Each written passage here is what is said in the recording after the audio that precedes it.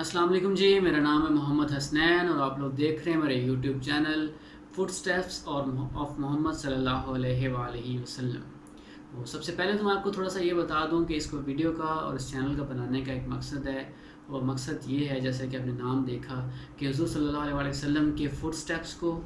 دیکھنا اور اپنی جو ہم کر رہے ہیں اس کو دیکھنا، اور پھر یہ دیکھنا کہ ہمیں کیا کیا چیزیں بہتر کرنے کی ضرورت ہے،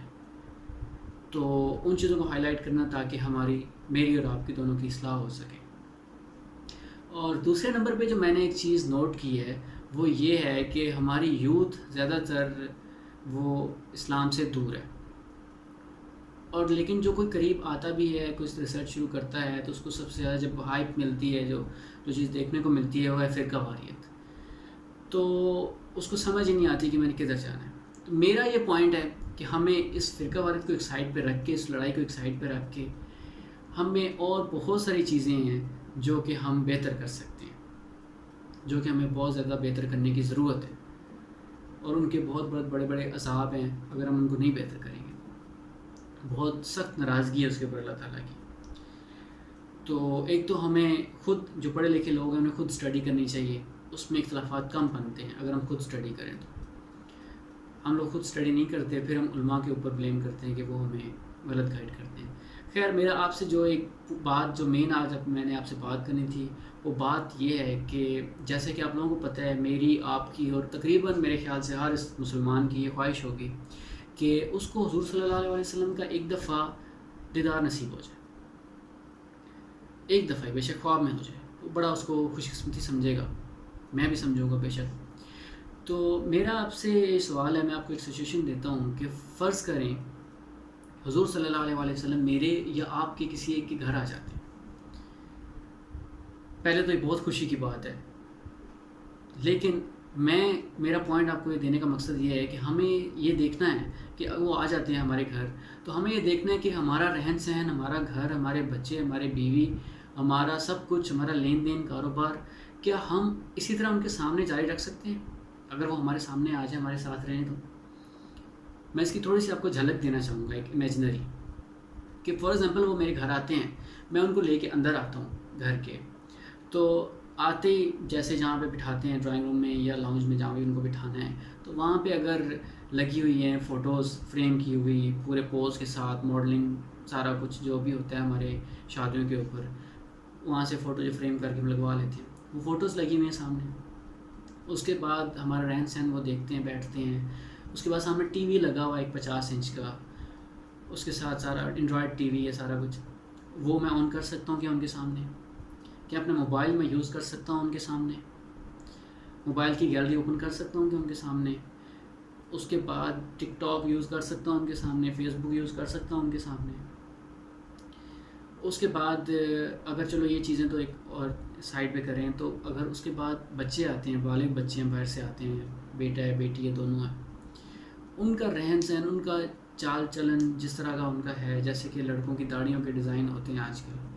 اور لڑکیوں کی جس طرح کے چال چلن، جس طرح کی ڈریسنگ، سارا کچھ ہوتا ہے، تو کیا وہ سارا کچھ اسلام کے مطابق ہے ہمارا؟ کیا ان کے سامنے ہم انہیں لا سکتے ہیں فخر سے، یا ان سے ہمیں آنکھیں چھپانا پڑیں گی؟ پھر آپ یہ سوچنے کی ضرورت ہے کہ کیا ہم ان کے سامنے 5 وقت کی نماز پڑھ سکتے ہیں جس طرح سے ہم پہلے پڑھتے ہیں ویسے ہی، نہ کچھ جانتے ہوئے، نہ کچھ بوجھتے ہوئے کہ کیا پڑھ رہے ہیں، کیا نہیں پڑھ رہے، سجدے میں خیال کہیں اور ہوتا ہے، یہ بھی نہیں پتہ ہوتا کتنی رکعتیں پڑھی ہیں۔ اس کے بعد کیا ہم قرآن پاک پڑھ سکتے ہیں ان کے سامنے بیٹھ کے؟ قرآن پاک کے جو رموز و اوقاف کا جتنا ہمیں علم ہے، کیا اس علم کے ساتھ ہم ان کے سامنے پڑھ سکتے ہیں بیٹھ کے؟ ان سب چیزوں کے گزرنے کے بعد جب ہم گھر آتے ہیں شام میں، تو جو ہماری گھر میں گفتگو ہوتی ہے وائف کے ساتھ یا بچوں کے ساتھ، جو رشتہ داروں کے بارے میں ہوتی ہے، موسٹلی وہ بغض بھری، وہ غیبت بھری، حسد بھری ہوتی ہے۔ تو کیا اسی طریقے سے ہم ان کے سامنے وہ گفتگو کر پائیں گے؟ یہ چیزیں جو بھی میں نے آپ کے سامنے ان کے نام لیے ہیں، بغض ہو گیا، حسد ہو گیا، تکبر ہو گیا، ان کے بارے میں آپ ذرا اسٹڈی کریں۔ میں انشاءاللہ آگے بتاؤں گا ابھی ایک ایک چیز کے اوپر پورا، کہ کتنے بڑی اللہ تعالیٰ کی اس کے اوپر ناراضگی ہے۔ تکبر کے بارے میں تو ایک حدیث میں آپ کو پیش کر بھی دیتا ہوں کہ جس کے دل میں رائی برابر بھی تکبر ہے وہ کبھی جنت میں نہیں جا سکتا،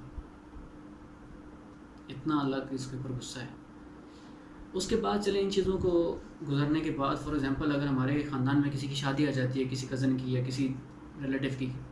تو کیا حضور کے سامنے ہم وہ شادی اٹینڈ کر سکتے ہیں؟ وہ شادی ہم اسی طریقے سے جاری رکھ سکتے ہیں جیسے پہلے ہم کرتے ہیں؟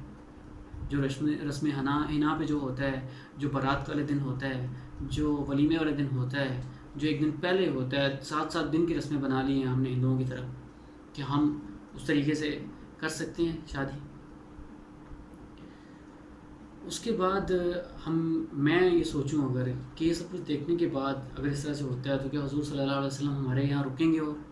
اور اگر رکیں گے تو کیا وہ خوش ہوں گے؟ اور اگر وہ آج خوش نہیں ہوں گے تو خدا نہ خواستہ جب اسی طرح ہم اگر دنیا سے چلے گئے تو حوض کوثر میں جب وہ ملیں گے تو وہ خوش ہوں گے۔ اس کے بعد یہ تو ابھی میں نے آپ کے سامنے ایک امیجنری رکھی ہے سچویشن۔ فار ایگزامپل اگر آج کی رات ہم میں سے کسی ایک کی اس دنیا میں نہیں ہوتی تو قبر میں جا کے تو ان چیزوں کے حساب دینے پڑنے سب کے، اللہ کو تو جواب دینا ہے۔ تو یہ سچویشن کسی کا نہیں پتہ، کسی کے لیے کسی بھی وقت جو ہے وہ ریئلٹی میں بدل سکتی ہے۔ میرا یہ ساری عکس بندی کرنے کا آپ کے سامنے کس رکھنے کا مقصد یہی ہے کہ ہم سب کو ان ساری چیزوں کے اوپر سوچنے کی ضرورت ہے کہ ہماری ہر ایک چیز اس قابل ہے کہ ہم ان کو دکھا سکیں۔ جیسے میں نے ایک جگہ سنا تھا کہ صحابی جو تھے ان کی 24 گھنٹے عبادت ہوتی تھی، تو کسی نے پوچھا کہ وہ 24 گھنٹے عبادت کیسے کرتے تھے؟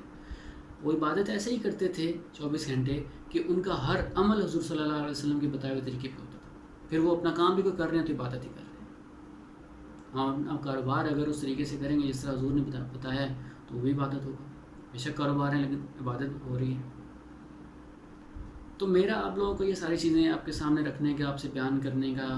مقصد جو ہے وہ یہ ہے کہ ہمارے یہاں جو ایک طاغوت بن چکا ہے کلچر، سب سے زیادہ ہم ہٹ ہوئے ہیں کلچر سے، اس کلچر کے طاغوت کو توڑنا ہے۔ میرا یہ ایک ٹارگٹ ہے کہ میں نے اپنے آپ کو اس پوائنٹ پہ لے کے جانا ہے جہاں پہ مجھے یہ آسان لگے یہ سوچنا کہ اللہ کیا سوچے گا، اللہ کیا کہے گا، اس سے پہلے کہ لوگ کیا کہیں گے میں یہ نہ سوچوں۔ تو میرا آپ لوگوں سے بھی یہی ریکویسٹ ہے کہ اپنی ان ساری چیزوں کے اوپر نظر ثانی کریں۔ میری اگر اس ویڈیو کے سے کسی ایک کا بھی سوچ لیتا ہے اس بات کے اوپر تو میرا مقصد پورا ہو جائے یہ ویڈیو بنانے کا۔ اللہ تعالیٰ ہم سب کو ہدایت دے، ہم سب کو سوچنے کی توفیق دے، ہم سب کے آنے والے کل کو بہتر کرے اور ہم سب کا خاتمہ ایمان پہ کرے۔ اللہ حافظ۔